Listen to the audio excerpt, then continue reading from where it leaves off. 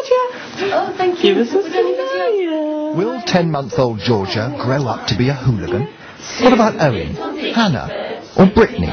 The government says it's possible to spot the problem individuals of the future while they're still in romper suits. No, these are not them. Their parents attend sessions to ensure the best possible upbringing for their kids. But the Prime Minister says if problem parents refuse such support, the state should step in. If we're not prepared to predict and intervene far more early, then there are children that are going to grow up in families that we know perfectly well are completely dysfunctional, and the kids a few years down the line are going to be a menace to society and actually a threat to themselves. I'm interested in how early, because a lot of the evidence suggests you need to be getting in there while the child is still in nappies, frankly.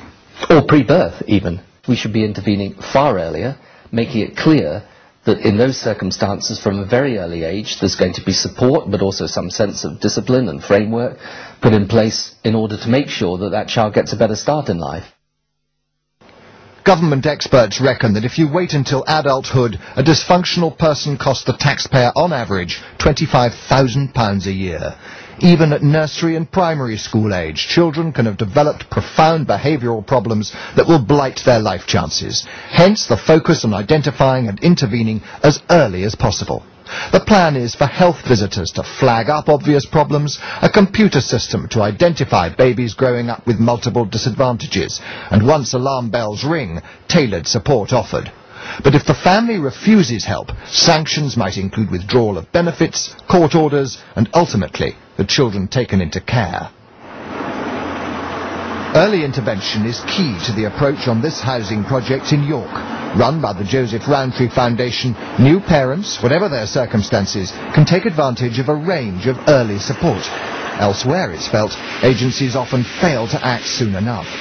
The reality is, if you want to get social services involved in that family, then basically you've got to have a bruised baby on your hands. The threshold is that high.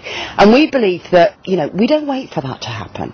We pick up on the signs at a very early point and we get in there. And secondly, within what framework? As Mr. Blair comes towards the end of his premiership, he's anxious to leave his mark and prepared to take political risks. He knows that targeting babies and toddlers in his crusade against antisocial behaviour is bound to make headlines. That group of families that are severely dysfunctional, that have multiple problems, there is no point in sort of pussyfooting around the issue. That's scary for people, this is Big Brother. This is that kid there is a problem of the future. We must go in. Yeah, but you're going in to offer help and support. For example, you may be going in to say you're not going to accept our support, so we'll take your child away. Well, you've got to look after the interests of the child. But the idea that the state should intervene in how families bring up their children before problems occur is extremely contentious. The government is trying to take over a parenting role. I mean, the idea of removing children, the proposal isn't completely clear, but the suggestion that children would be removed is not actually tackling the problem. The answer isn't more state intervention. It's to encourage the social enterprises, the voluntary sector, the community groups, to help people without trying to run their lives for them. Ministers in your government, there's no new money for any of this. They are going to have to shift resources to put this plan into action. And they may already be looking and saying, well, we know Tony's not going to be around perhaps in a year or two, and they're looking at the next guy, aren't they? Yeah, but I think that anybody who looks at this problem will come to pretty much the same type of conclusion. Well, I think so, and the work that we've been doing recently has been an indication of that. He doesn't want to talk about when he's leaving, but expects a lot more on social exclusion.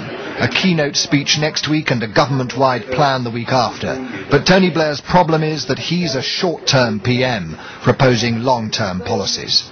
Mark Easton, BBC News.